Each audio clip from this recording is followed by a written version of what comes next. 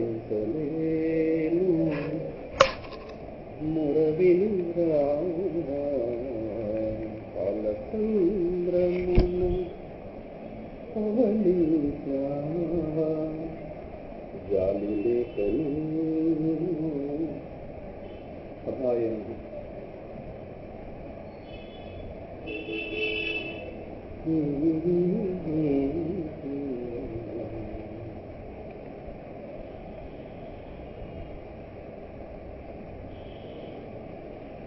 భాగవతం చెప్పుకుంటామని కూర్చున్నాం, ప్రతిపాదిస్తున్నాం. కొంతమంది అడిగారు భాగవతం చెప్పలేదండి. ఇప్పుడు చెప్పుకుంటుంది భాగవతమే, కానీ టైటిల్ మాత్రం లక్ష్మీ నృసింహ కరావలం. భాగవతం చెప్పుకోవడానికి ఒక కారణం ఉంది, ధైర్యం చాలలేదు. చెప్పలేమని కాదు, కానీ ఎందుకో అధైర్యం వచ్చింది. ఏమిటా కారణం అని శోధించాం. శ్రీధరాచార్యుల వారి మాట జ్ఞాపకం వచ్చింది. భాగవత రహస్యం ఏదో భాగవతం నోటింట పలకగలిగే స్థితి రావాలి అంటే నృసింహస్వామి గారు అనుగ్రహం పరిపూర్ణంగా ఉండాలి అని ఆయన భాష్యంలో రాశారు. భాగవతానికి ప్రామాణికులైన వాళ్ళు భాగవతానికి మొట్టమొదటి భాష్యంగా స్వీకరించేది శ్రీధరాచార్యుల వారు. ఆయన భాష్యంలో ఆయనకి నృసింహస్వామి అనుగ్రహం వల్లే భాగవత రహస్యం ప్రకాశించింది. మహానుభావుడు 10వ శతాబ్దానికి చెందిన ఆయన భాష్యంలో రాశారు, నృసింహుడి అనుగ్రహం లేకుండా భాగవతం శోభిల్లదు. అందుకే మధురపల్లి దత్తాత్రేయ శాస్త్రి గారు కూడా ఎక్కడ భాగవత ప్రవచనం వెళుతున్నా ముందు సింహాచలం దర్శనం చేసుకుని వెళ్తారు. సంప్రదాయం దర్శనం కనుక ఉద్యోగ దర్శనం చేసుకుంటారు, వెళ్ళే ముందు దర్శనం చేసుకుంటారు. ఇలా భాగవతం నోరు విప్పలేం, మహానుభావులైన. అందువల్ల ఈ నెల ఆ మహానుభావుడి యొక్క చెప్పుకుంటే వైభవాన్ని ఆచార్యుల వారు సముఖంగా వచ్చే నెలలో దాన్ని చెప్పడానికి శక్తి వస్తుందేమో అనే ఒక ఆశతో కరావలంబ స్తోత్రాన్ని ప్రవచనాంశంగా తీసుకోవడం జరిగింది. బహుశా మాఘమాసంలో, ఎందుకంటే ఈసారి ప్రవచనం మార్గశిరం పుష్యం సంధిలో పడింది కనుక 2 మాసాలు వెళ్ళిపోయినట్టే, బాగలేదు మనకి. ఇది మళ్ళీ మాఘమాసంలో ఆలోచించుకోవాలి. చూద్దాం మాఘంలో ఎవరు ఖాళీ ఉంటారో, ఎవరు పెళ్ళిళ్ళలో ఉంటారో, అందరూ బిజీయే కదా. అందువల్ల ఇది విశేషం. మరో సందర్భంలో భాగవతం గురించి, అప్పుడు ప్రథమ స్కందం గురించి చూద్దాం. సహాయం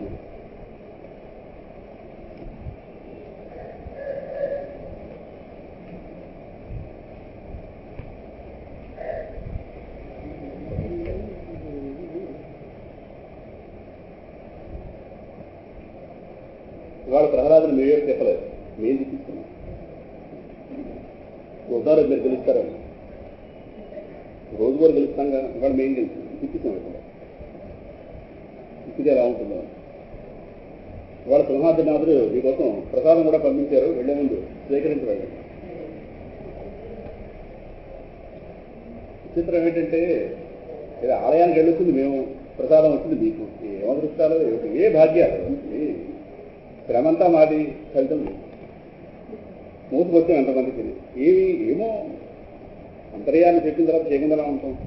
మీరు వెళ్ళారా, లైన్లో నిలబడ్డారా, లేక ఇంట్లో ప్రసాదం వచ్చిందా లేదా? ప్రసాదం తినడమే ఫలితం. ఎవరు పెళ్ళంతా అయ్యాక ప్రధానంగా చేసి భోజనాలే. అది బాగోలేదనుకోండి, మొత్తం పెళ్లి మొత్తానికి ప్యాడీలు వెళ్ళదు. వాళ్ళు ఎన్ని బంగారాలు కొనుక్కుంటే మనకెందుకు, భోజనం బాగుండాలి, అక్కడ తేలిపోతుంది. అలాగే ప్రసాదం తినడమే ప్రధానం. ఆలయంకి వెళ్ళడానికి గోళ మాకు మిగిలింది, ప్రసాదం మిగిలింది. ధన్యులు మీ అందరూ. ఎవరి భాగ్యాన్ని ఎవరు ఆపడం. సరే, విషయంలో ప్రవేశిస్తే ఆచార్యుల వారి కరావలంబ స్తోత్రాన్ని చూస్తున్నాం. గత 2 రోజుల్లో కరావలంబ స్తోత్రానికి సంబంధించి ఒక ప్రాతిపదిక, ఒక ఫౌండేషన్ తయారు చేసుకుంటూ వచ్చాం. మొన్నటి రోజు చెప్పిందే నేను రోజున చాలా వరకు ఒకసారి మళ్ళీ పునశ్చరణ చేసుకుని శ్లోకంలో ప్రవేశించాం. ఇవాళ మళ్ళీ వెనక్కి వెళ్ళాం. ఇవాళ కొద్దిగా స్పృశించి శ్లోకంలో ప్రవేశించాం. పేదవాడికి ధనం ఎలా అవసరమో, ఆకలితో బాధపడుతున్న వాడికి అన్నం ఎలా అవసరం. అనారోగ్యంతో బాధపడుతున్న వాడికి ఒక మంచి వైద్యుడు, చక్కటి ఔషధం ఎలా అవసరమో, మిట్ట మధ్యాహ్నం గ్రీష్మకాలంలో మిట్ట మధ్యాహ్నం ప్రయాణం చేస్తున్నటువంటి బాటసారికి చలివేంద్రం ఒక చక్కటి వృక్షం నీడ ఎలా అవసరాలు. చలివేంద్రం అంటే ఒక చెట్టు నీడ ఎలా అవసరాలు. అలా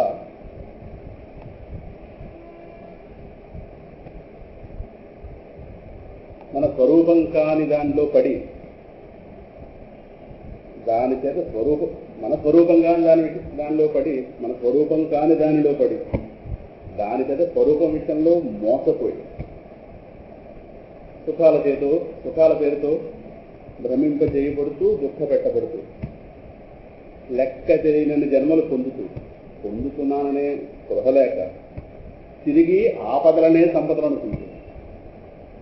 వాస్తవానికి ఎవరెవరు ఇది కాకపోయినా అందరికందరం ఉన్నామని తెలియకనే మోసం చేసుకుంటూ, అందరికీ అందరం ఉన్నామని తెలియకుండానే మోసం చేసుకుంటూ ఏం కావాలో ఏం పొందాలో తెలియక అసలు దేనికి దూరమయ్యాం, దేన్ని పొందాలి అనేటటువంటి ఒక స్పృహే లేక కనిపించినవన్నీ కావాలనుకునే ఒక అల్ప బుద్ధితో తిరుగుతూ అసలు నేను ఎవరిని, నాకు ఎవరితో నిత్య సంబంధం, ఈ సంబంధాలు ఏంటి అనేటటువంటి స్పృహను పొందాలనే ఇసుమంత స్పృహ కూడా లేకుండా అర్థరహితమైనటువంటి వ్యర్థ బతుకుతూ అర్థరహితమైన వ్యర్థమైన బ్రతుకుతూ అలా బ్రతుకుతున్నటువంటి అటువంటి ఒక అల్పమైన బతుకుతున్న ఈ జీవకోటికి అనగా మనకి సరైన ఆపద స్పృహ కలిగించి స్వరూపం ఏంటో స్వరూపం కానిదేంటో బోధపరిచి మనల్ని దుఃఖ సాగరంలోంచి వెలికి తీసి శాంతి అనేటటువంటి తీరానికి చేర్చడానికి ఒక నావ కావాలి. దుఃఖ సాగరం నుంచి వెలికి తీసి శాంతి అనే తీరానికి చేర్చడానికి నావ తప్పనిసరిగా కావాలి. ఆ నావే ఈ స్తోత్రం. మరి నావ ఉంటే నావికుడు ఉంటుందా? ఆదిశంకర భగవత్పాద వారు నావికుడు. మరి చేరబోయే తీరం లక్ష్మీ ఉంటుంది. Adi Shankaracharya boat man. ఈ స్తోత్రం నావ, జ్ఞానము నీ నావ, ధన్యం నీ త్రోవ అని స్వామిజీ రాసుకుంటారు. మరి అవతలు శాంతి తీరాలు మొత్తం భాగవతం అంటే ఇందులో ఉంది. రేంజ్లో ఎందుకు తిరుగుతున్నామో ఏమిటి కావాలో అర్థం కాదు. జీవితం వ్యర్థమైపోతుంది. వ్యర్థమైన జీవితాన్ని, అర్థరహితమైన జీవితాన్ని వ్యర్థంగా బ్రతుకుతుంది. నమస్కారాలు. ఏమిటో ఏం కావాలో కనిపించే ప్రతిదీ కావాలనుకుని ఒక అల్ప బుద్ధి. ఏదెందుకో ఏదేమిటో నేనెవరో నేను ఏది కాదు ఎక్కడి నుంచి వచ్చాను ఎవరికెవరు ఏది కాకపోయినా అందరికీ అందరూ ఉన్నామన్నట్టుగా తెలియకుండానే మోసం చేస్తుంది. ఈ ప్రేమలు మోసాలు కావా? ఎందుకు కావు? సమయానికి ఉపయోగపడినప్పుడు ఏముంది ప్రేమలు ఏముంది? ప్రేమ సత్యం అనుకుని మనసులో భారాలు మూస్తుంది. భారం మిగిలింది, ఆపద నా సొంతమైంది. అంతే. ఎవరికి వాళ్ళు ఎవరి పక్కన వెళ్ళేసేస్తుంది. ఎవరుంటారు, ఎవరు కూడా ఎవరు ఉంటారు. కానీ ఎవరికి ఎవరు ఏది కాని స్థితిలో అందరికీ అందరూ ఉన్నట్టుగా ఒక భ్రాంతి, ఒక భ్రమ. అసలు వాడు ఎవరో అర్థం కాని పరిస్థితి, అసలు కాని వాళ్ళందరూ కూడా నా వాళ్ళు అనుకునే ఒక దుస్థితి. దౌర్భాగ్యమైనటువంటి బుద్ధి ఈ విధంగా ఒక భ్రమలో పడిపోతే ఆ భ్రమకు కాడు చేసిన వ్యవస్థ ఏదైతే ఉందో అదే శోకసాగరం. దానిలోంచి విడిగి తీయడానికి భవాభిపోత ఆచార్యులు గారు పిలిచారు. ఎక్కడ వచ్చింది కనుక ఈ శాంతినే తీరడానికి చేర్చడానికి చక్కటి నావ కావాలి. నావికుడు చాలా బలవంతుడయ్యి ఉండాలి, సమర్థుడయ్యి ఉండాలి. శంకర భగవత్పాదులు వారు ఆ పేర్లోనే ఉంది భగవత్పాదులు. ఎవడి పాదాన్ని పట్టుకుంటే భగవంతుడిని చేరడం ఖాయమో ఆయన భగవత్పాదులు. అటువంటి బోట్ మ్యాన్ సిద్ధం చేస్తున్న బోట్ ఏదైతే ఉందో అదే ఈ కరావలంబ స్తోత్రం. వివేకంతో దీన్ని ఆశ్రయించి పరిపూర్ణంగా అర్థం చేసుకుని తరించదము గాక. ఇంకా మొదటి శ్లోకంలోకి వెళితే ఆదిశంకర భగవత్పాద విరచిత శ్రీ లక్ష్మీ నృసింహకరావలంబ స్తోత్రం. శ్రీమత్పయోనిధి నికేతన చక్రపాణే భోగీంద్ర భోగమణిరాజిత పుణ్యమూర్తే యోగీశ శాశ్వత శరణ్య భవాబ్ధిపోత లక్ష్మీ నృసింహ మమ దేహి కరావలంబం. బ్రహ్మేంద్ర రుద్ర మరుదర్శ కిరీటకోటి సంఘట్టితాంఘ్రి కమలామల కాంతికాంత లక్ష్మీలసత్కుజ సరోరుహ రాజహంస లక్ష్మీ నృసింహ మమ దేహి కరావలంబం సంసార సాగర విశాల కరాళ కాల నక్రగ్రహ గ్రసన నిగ్రహ విగ్రహస్య. పెద్ద సమాసం అది. నక్రగ్రహ గ్రసన నిగ్రహ విగ్రహస్య మగ్నస్య రాగలసదూర్మిని పీడితస్య లక్ష్మీ నృసింహ మమ దేహి కరావలంబం. 4 సార్లు తర్వాత శ్రీమత్ పయోనిధి. శ్రీమత్ శోభాయమానమైన మంగళకరమైన, సమస్తం మంగళకర లక్షణాలతో నిండి ఉన్న తేజోవంతమైన. శ్రీ అన్నదానికి అనేక అర్థాలు వస్తాయి. ఒకటి ఆ విధంగా, రెండోది శ్రీమత్ అంటే అమ్మవారితో కూడి ఉన్న అని అర్థం. అమ్మవారి సమేతంగా అయ్యవారిని స్మరించడం ఒక సంప్రదాయం. రెండోది శరణమయ్యప్ప స్వామి శరణమయ్యప్ప మంచిది. హరిహరాచనం స్వామి హరితదీశ్వరం ఆరాధ్య పాదకం హరివిమర్దనం స్వామి నిత్యదర్శనం హరిహరాత్మజం స్వామి సేవమాశ్రయం. ఏదో కనిపించారా? సరే, అందువల్ల అమ్మవారితో కలిపి స్వామిని పిలవడం. శ్రీ విష్ణు సహస్రనామాలు కూడా 10-15 నామాలు శ్రీతో కలుపుకునే వస్తాయి. శ్రీలిపి శ్రీ విభావన అదొక అర్థం. రెండోది దాని యొక్క మంగళకరత్వాన్ని శోభాయమానమైన దివ్య తేజస్తో విరాజిల్లుతున్న అని ఒక అర్థం చేసుకోవచ్చు. రెండోది అమ్మవారిని అక్కడ భార్యాస్థానంలో చూడొచ్చు. భార్యాస్థానం. రెండోది అమ్మవారు ప్రథమ విష్ణు కింకరి. స్వామి యొక్క మొట్టమొదటి భక్తురాలు ఎవరంటే అమ్మవారు. అందువల్ల భగవంతుడు ఎప్పుడు కూడా ఇవాళ నేనే ఒక మహాభక్తులను బయలుదేరానని చెప్పి మధ్యలో ఉన్నవాళ్ళని ఆశ్రయించకుండా డైరెక్ట్గా పరమాత్మ పట్టుకుని ఆ భక్తుడు కొడతాడు. మధ్యలో ఇదివరకే ఎవరైతే పరమాత్మని వాళ్ళ భక్తితో సొంతం చేస్తున్నారో వాళ్ళ సరసన నిలబడే వెళ్ళాలి, కానీ ఇవాళ డైరెక్ట్గా పట్టుకుని వెళ్ళాలి. అది సంప్రదాయం కాదు. అదే ఆచార్య స్వరూపం అంటే అది అర్థం. అది ఎవరైతే ఆల్రెడీ పట్టుకుని ఉన్నారో వాళ్ళ ద్వారానే వెళ్ళాలి. వాళ్ళ వాడిగా ఆయన పరిచయం చేయబడాలి. విష్ణువు జయించాలంటే అమ్మవారు అనుగ్రహం ఉండాలి. ఎందుకంటే ఆవిడ ఆల్రెడీ జయించింది. స్వామి యొక్క పాదముల చెంత ఒక స్థిరమైన స్థానాన్ని పొందింది కనుక శ్రీమత్ పయోనిధి అంటే నీ యొక్క నిత్య భక్తురాలైనటువంటి అమ్మవారితో కూడినటువంటి ఓ స్వామి అంటే భక్తుడితో కలిపి పరమాత్మను స్మరిస్తే ఆయన వీరం ప్రసన్నం అవుతారు. అదొక సంప్రదాయం చూపిస్తున్నారు. రెండోది అమ్మవారు అర్ధాంగి, సగం స్థానం. అంటే ఆయన యొక్క దయని మన మీద ప్రసరింపజేయడానికంటే ఆయనలో దయాగుణాన్ని ప్రజ్వలింపజేసేది అమ్మవారు.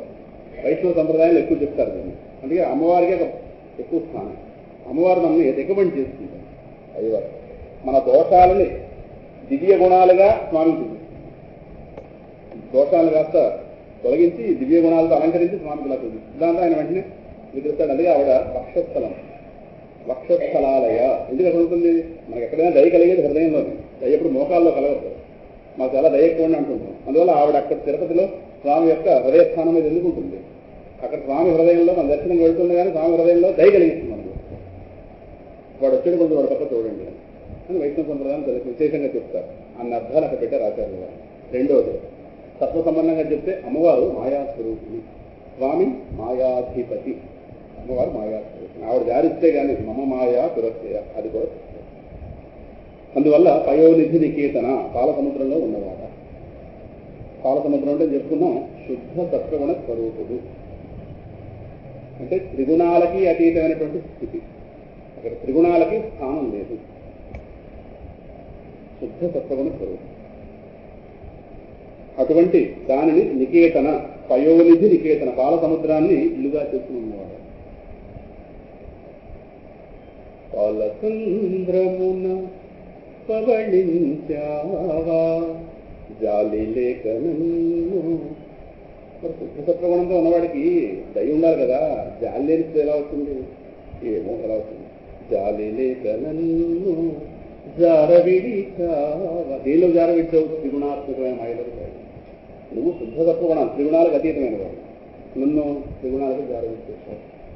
లోకాలు పాలించి అలసిన దేవా గాలించలేను మురవిని రావా కరావలంబం మమ దేవి.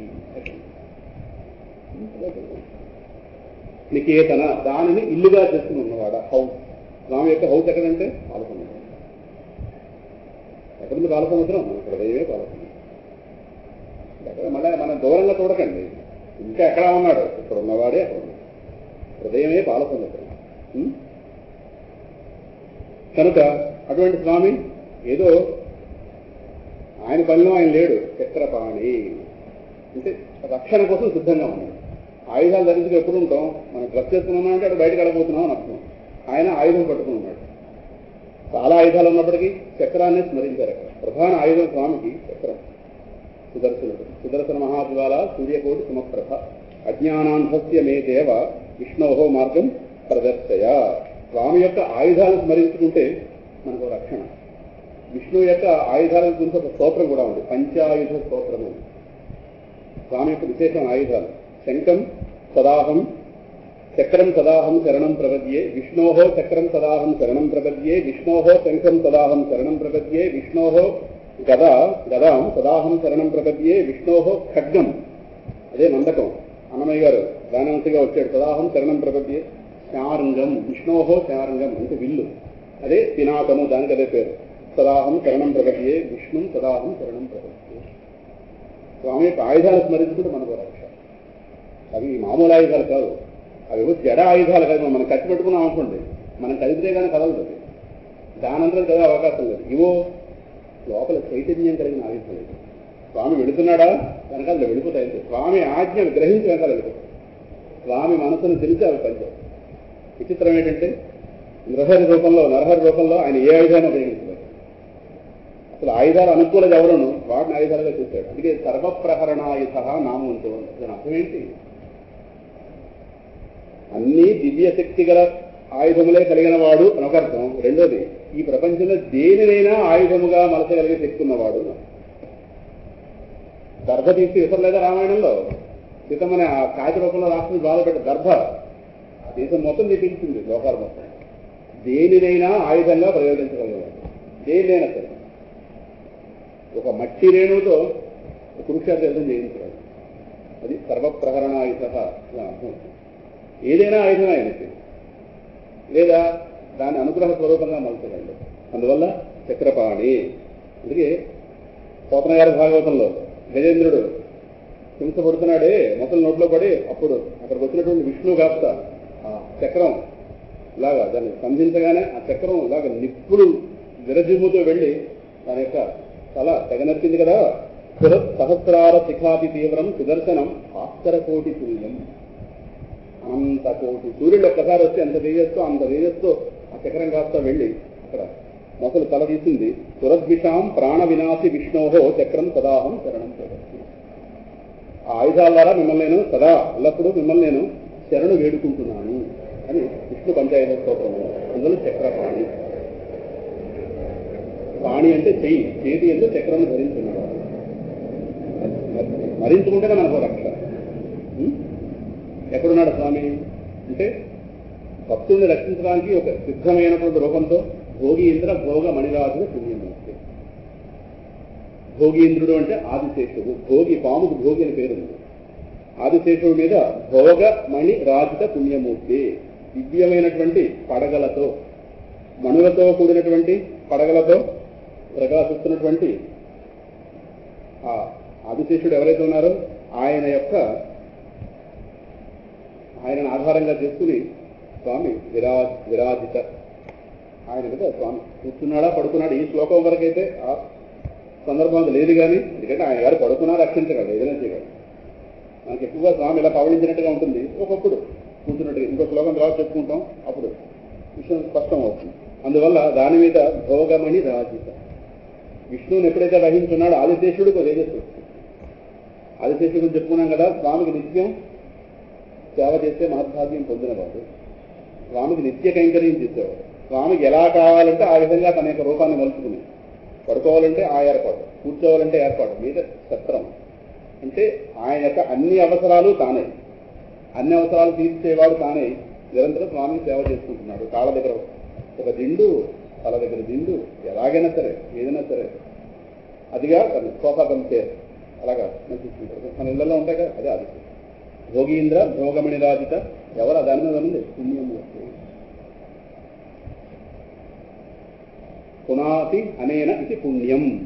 ఎవరి వల్ల అయితే మనం పునీతం అవుతామో, దేని వల్ల అయితే మనం పునీతం అవుతామో దాని పుణ్యము అంటారు. పుణ్యకర్మలు చేయండి, పుణ్యకర్మలు చేయండి, దానివల్ల మనసు పవిత్రవంతం వెళుతుంది. పుణ్యకర్మల వల్ల పాప యొక్క తీవ్రత తగ్గుతూ క్రమంగా ఈ అంధకారమైన ఈ సంసారం అంతా మార్గం కలిగిస్తుంది.